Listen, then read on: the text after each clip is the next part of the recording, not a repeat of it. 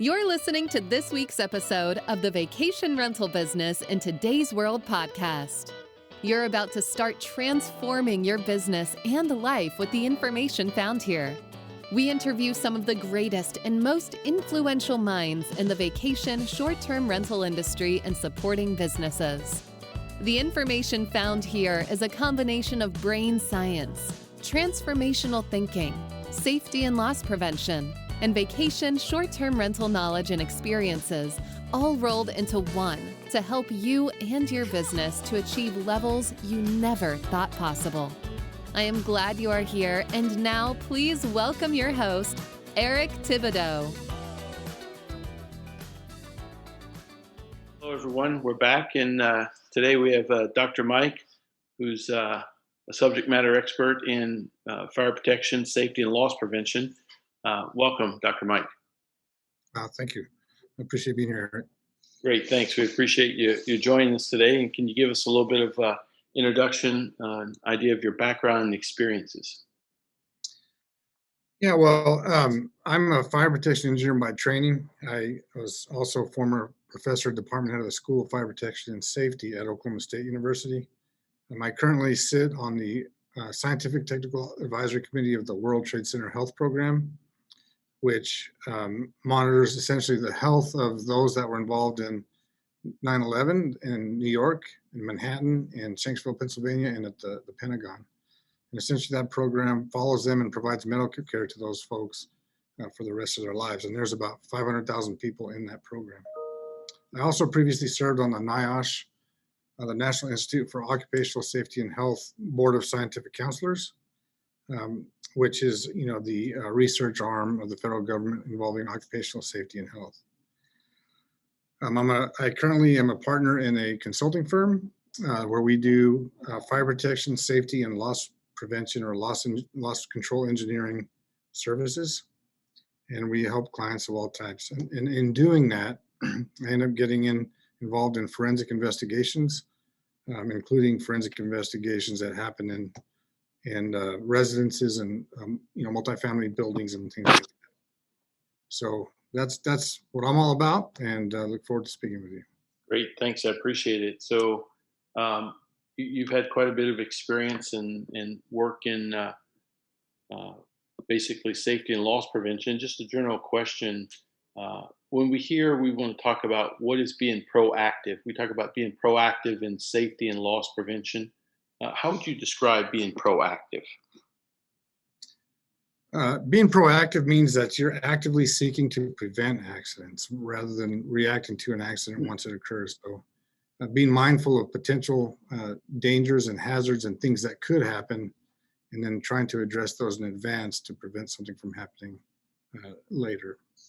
Great. Yeah. And so what we're trying to do in this summit and everything we do in vacation rental activities is we want to be proactive. But and we're going to talk about that today as we talk about carbon monoxide. And you've got some points you wanted to share with us, and then a case study where now we didn't really have proactive things in place, and there was some fatalities. But before we do that, we talk about carbon monoxide, and it's certainly an exposure that's in some of our vacation rentals. But we also talk about detectors and alarms. So we have smoke detectors, smoke alarms, carbon monoxide detectors and alarms. So really, what is the difference between a detector and then an alarm? Well, that's a good question. The main difference is that a detector has something that detects either smoke or carbon monoxide. But the difference between a detector and alarm is the alarm also has a detector and will make a noise or notify the people in the immediate space that there's a problem. Now, the detectors will notify somebody, like if you're in a hotel at the front desk, that there's a problem, while the alarms notify, essentially in the room itself. So that's kind of the main difference. The alarms actually have a sound to them.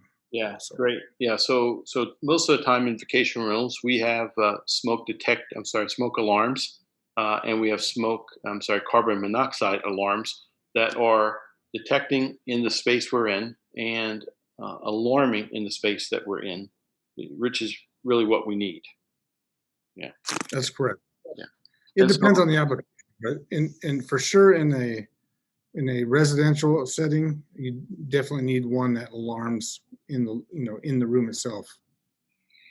Right. And then if we're in some urban areas where there's high-rise condominiums, there may be the alarms in the unit and then detectors out in the hallway that may provide some type of, you know, detection alert to the staff in the building. Yeah, you would have you would have an alarm kind of inside, a detector inside, like say a residence or a hotel room or something like that.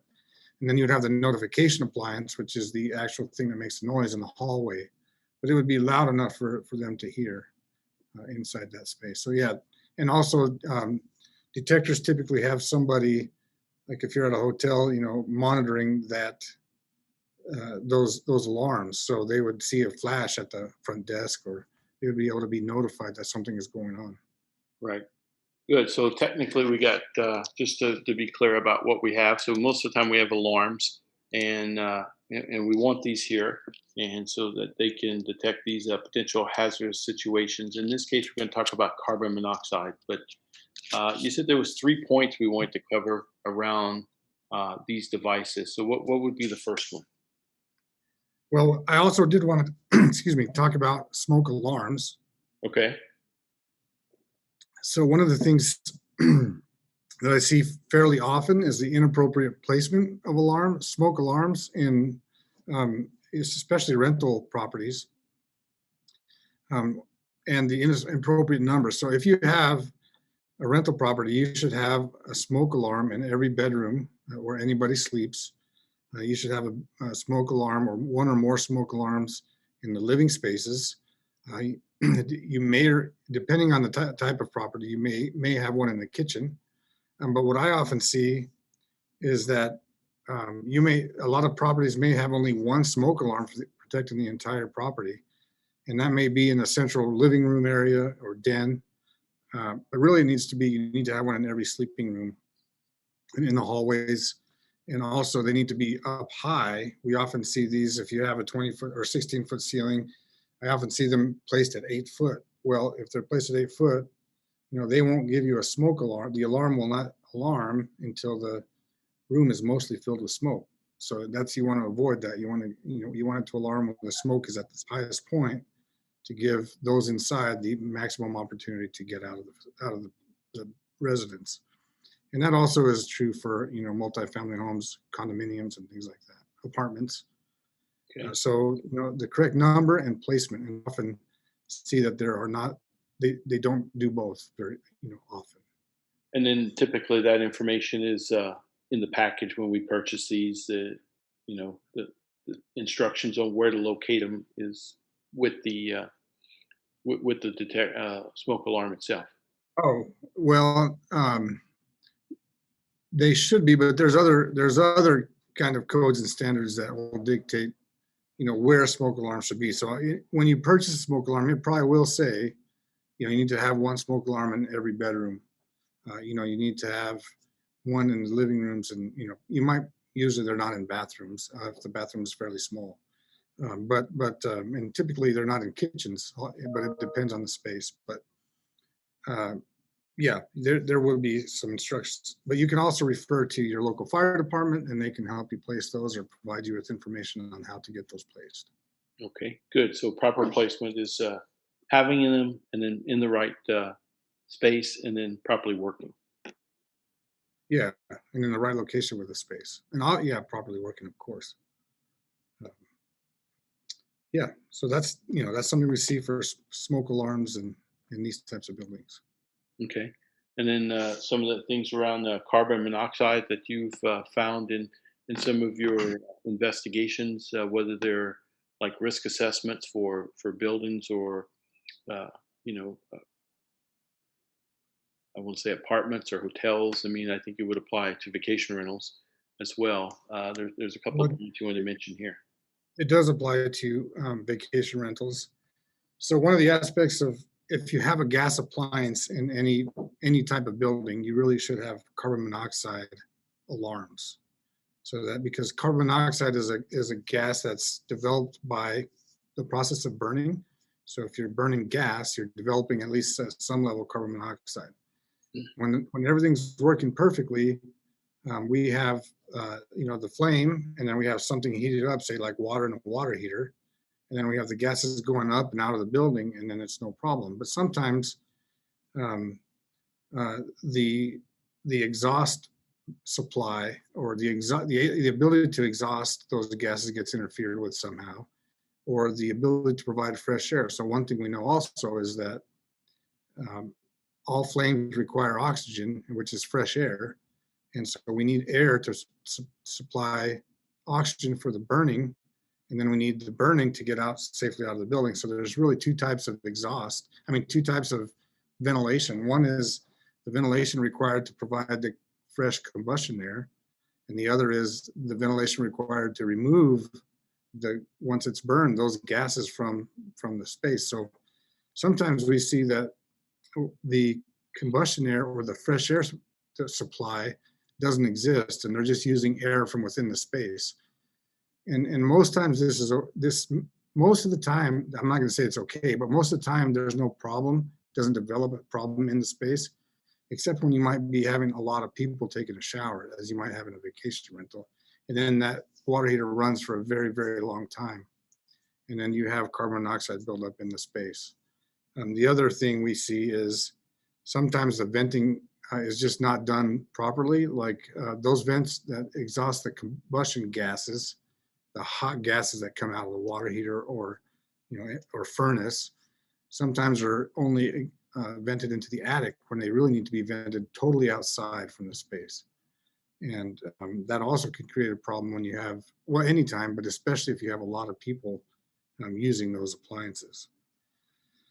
And then, of course, along with that comes maintenance. So anytime you do maintenance on your, gas appliance, you need to make sure that those exhausts are maintained and that they're never interfered with and even replaced if they have any signs of corrosion or anything like that. And that's why we want to use, licensed plumbers to do that type of work, so that we're following the rules to make sure we don't hurt anybody.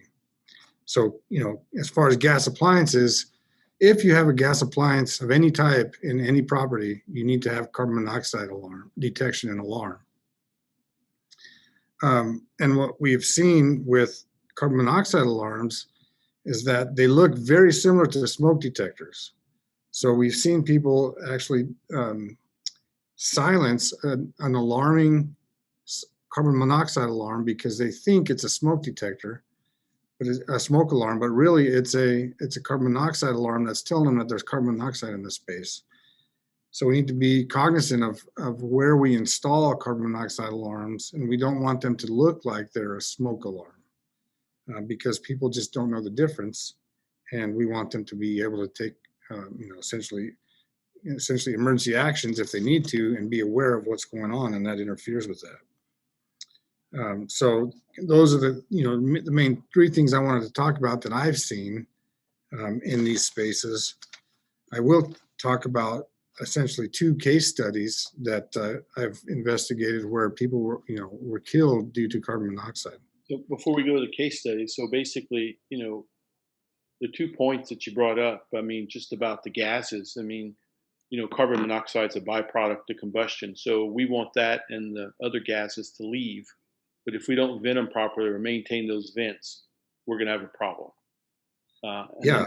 The second point was, so basically to have a proper ignition of our gas appliances, we need to have a good air amount of supplied air to go ahead and make the combustion. Because once again, we could have incomplete combustion, which could generate carbon monoxide or even the natural gas itself to be emitted out into the space. Yeah.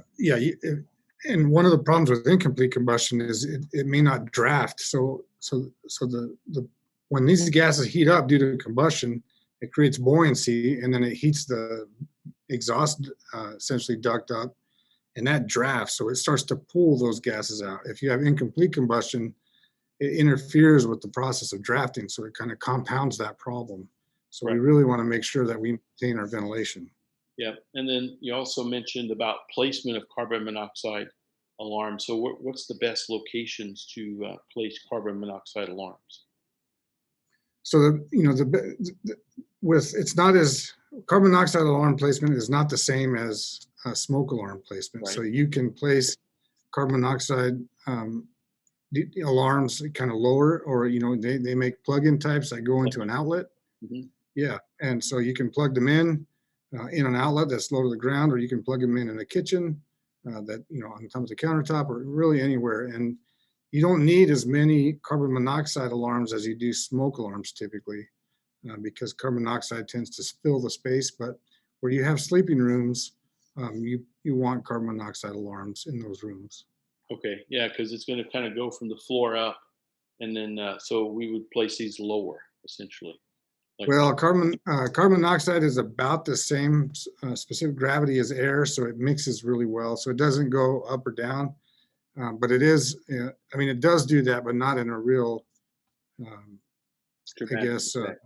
dramatic fashion. Yeah. It mixes very well in the space because just of the vapor pressure of the carbon monoxide. But what's really important is the ability to detect it quickly, because as quickly as possible, because you can't smell it, you can't see it, and you can't taste it. So it's a really they call it the silent killer, and it is a big problem. And I'll talk about these two case studies. Yeah, and so it's also wintertime right now. So, we may be finding that we're going outside in some of our vacation rentals, and we've created these kind of outdoor indoor spaces, and we have these portable heaters, I call them, and they're gas fired typically, or propane fired, and uh, even though we're outside, and we still have to be cautious about these devices, because they're also going to produce carbon monoxide.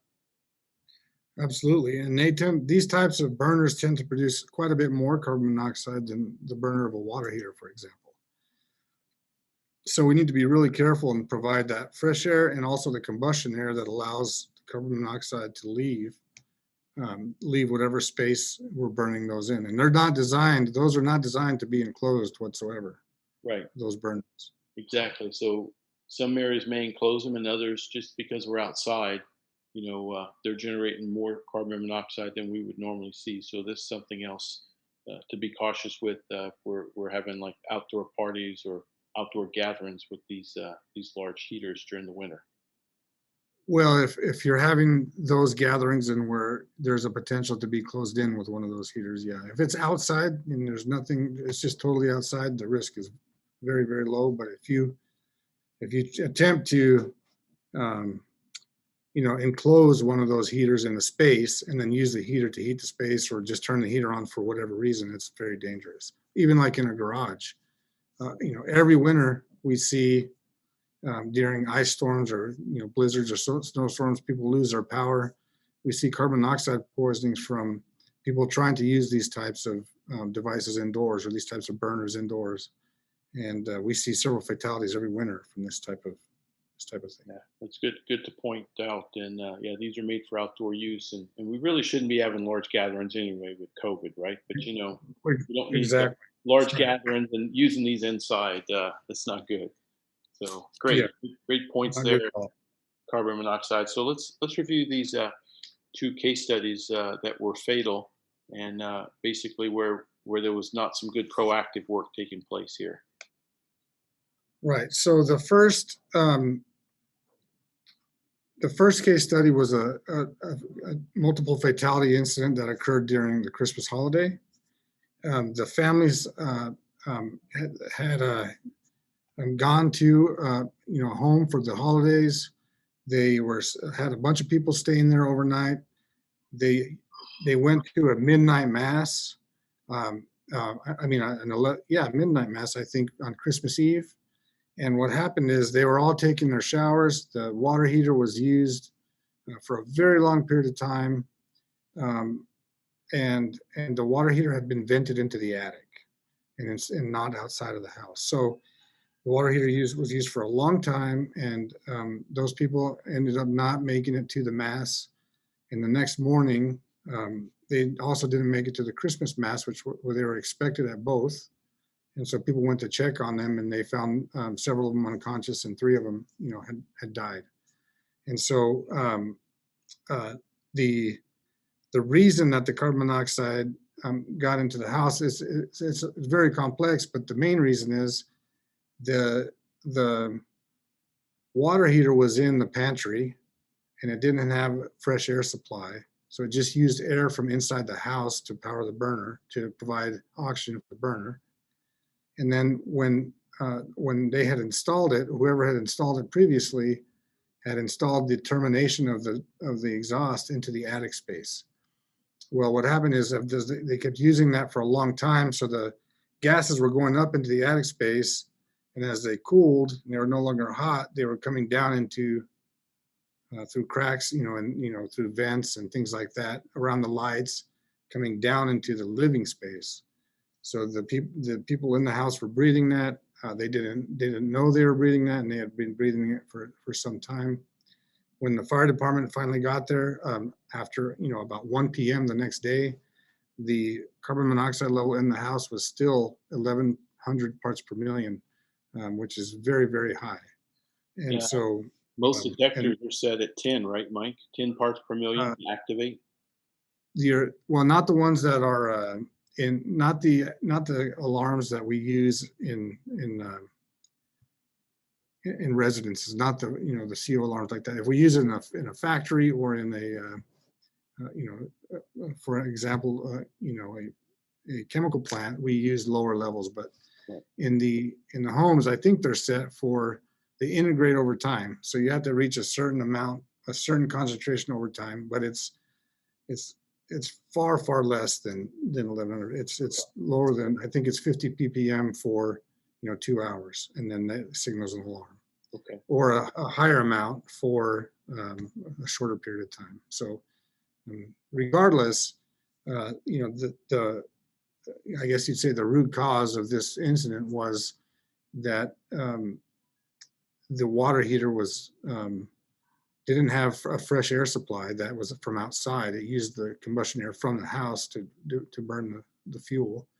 And then it vented directly into the attic and didn't go through the roof to the outside. I think it's a little more complex than that, but at the end of the day, that's the problem. And the sad part about all this is that they just installed a new water heater about 3 months before, and the company that installed it did not install it up to code. So their code required them to go through the ceiling and exit it to the outside, and also to provide fresh air at the bottom of the water heater for the flame.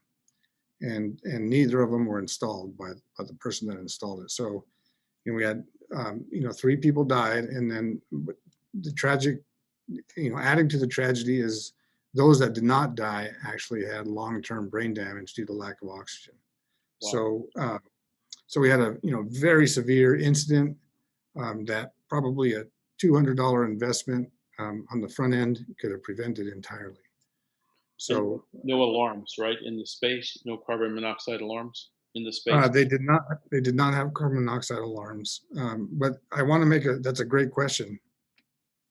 Just because you have a carbon monoxide alarm doesn't mean that you can not ventilate correctly. Correct. Because sometimes the carbon monoxide builds up so fast that the alarm can't detect it fast enough to actually signal an alarm. So we've seen that also, where the carbon monoxide built up so fast and the alarm did not actually turn on. So people didn't know that. That's an actual separate case study, but I'm glad you asked that question. Yeah. So proper installation by the right people is necessary. In this case, I guess they thought they had it and they didn't. Well, they paid a company to install it, so they really didn't know that it wasn't done the right way, right? So they would, but the company knew. Well, the company that installed it knew, but they just didn't do it. I guess they, I'm not going to opine on why or think about why they might have done it that way, but they did not do it correctly. Yeah. Okay. The second essentially case study occurred in a multifamily property. And what happened was this multifamily property had a pool, and they had a pool heater. Where it was located is very cold in the winter. And so what happened is, it's very cold in the winter, but the pool was on an interior pool that was operational year round.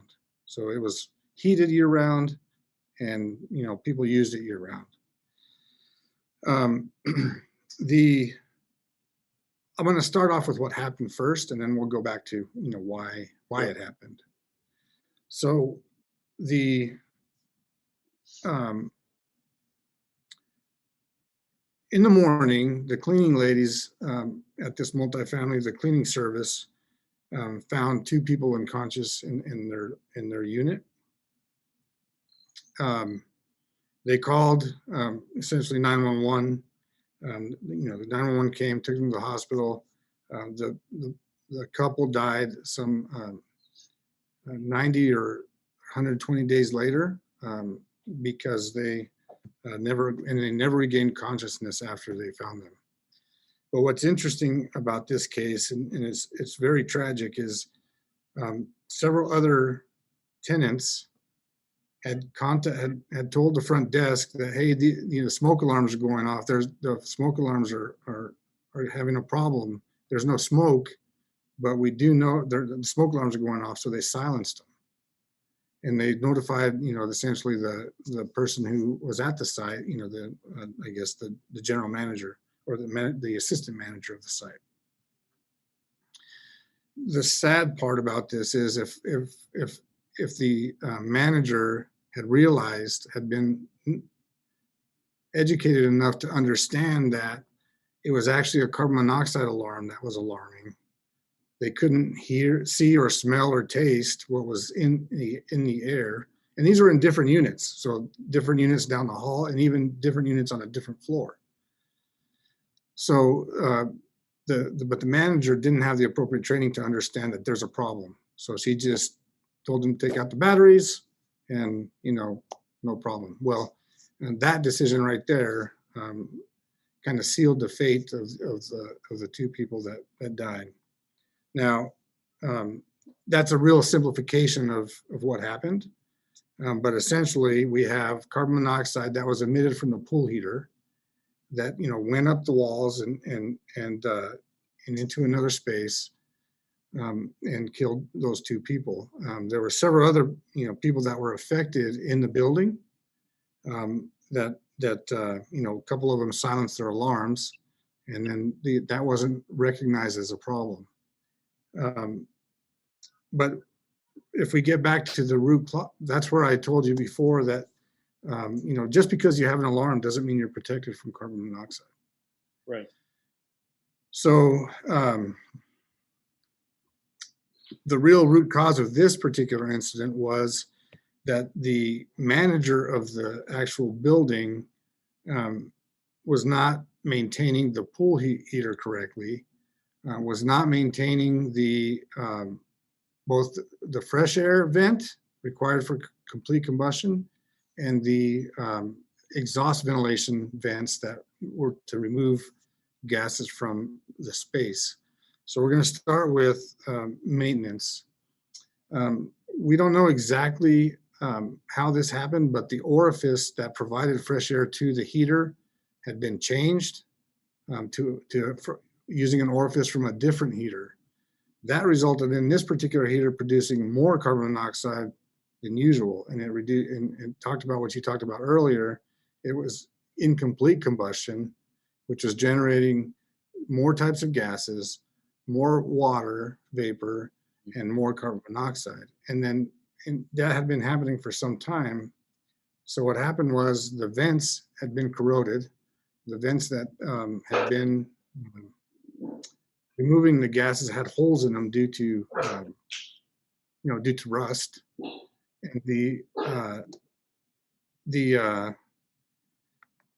And this rust is visible, so anybody could have noticed that went in that room and said, hey, we've got a problem here, if they had just an ounce of education in this area that we're talking about.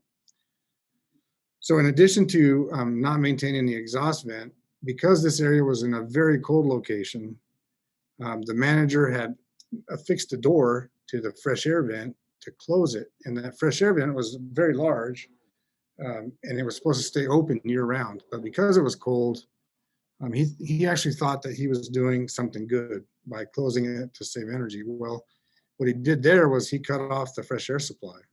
And so now we increased the amount of incomplete burning, right? So then we further increased carbon monoxide, water vapor, and other gases. And that prevented all those things together, prevented essentially the carbon monoxide from getting out of the space. So the carbon monoxide was trapped in the room, and it went and permeated throughout the building through imperfections in the building. And so, so that's really where, in that particular case, he was using his own maintenance staff to do the maintenance on the pool heaters and the vents and everything. And they were not trained and educated or licensed. And then we see the outcome of that particular issue. So it's very important to maintain these things, to get them installed correctly, to use licensed professionals to do it. Yeah, that's really good. Unfortunate situations, but so it's good to understand these devices and how they're operating and how we're potentially generating carbon monoxide. And certainly we want to prevent those things, but then having a carbon monoxide alarm should be helpful. In some cases, it may not be, but in this case, education and prevention would have saved a lot of lives. Yeah, but education for everybody, right? Like, for the maintenance man, for the manager, for the assistant manager who received the call that, hey, you got a smoke detector, a smoke alarming, and there's no smoke. It was actually a carbon monoxide alarm. So even the people that are renting, and then, so it's a big systemic educational piece that needs to happen to protect them. Yeah. Great. Well, that's good. Unfortunate situations, and we like to be proactive, but sometimes we need to learn from these situations, and hopefully the audience will pick up some of this and go back to their teams or their own properties and do some self-assessment and see what they have. Yeah. So thanks, Michael, for that. And basically, as we get ready to wrap up, is there anything, big goals or challenges you have for 2021?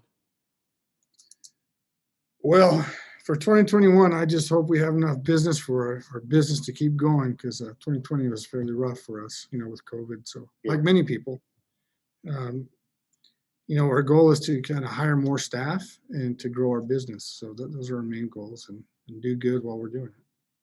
Great, yeah. And so if anybody out in the audience wanted to learn more about you and REM risk or REM risk, how would they get in touch with you? So really the easiest way is to go to our website. It's www.remrisk.com. And they can contact us there and kind of look at the kind of things that we offer for services, and maybe we can help you in some way or answer a question if you need in the future. Great. All right, Dr. Mike, we appreciate your time today and education on carbon monoxide alarms and prevention, and we appreciate it very much. Thank you, Eric. I'm happy to be here and enjoyed speaking with you. Great. Thank you. Thank you for listening to Safer VR's podcast with Eric Thibodeau. If you enjoy this, I would love you to join my Facebook group, The Safer Vacation Rentals, for more of the same. You can also join our email list at www.safervrs.com.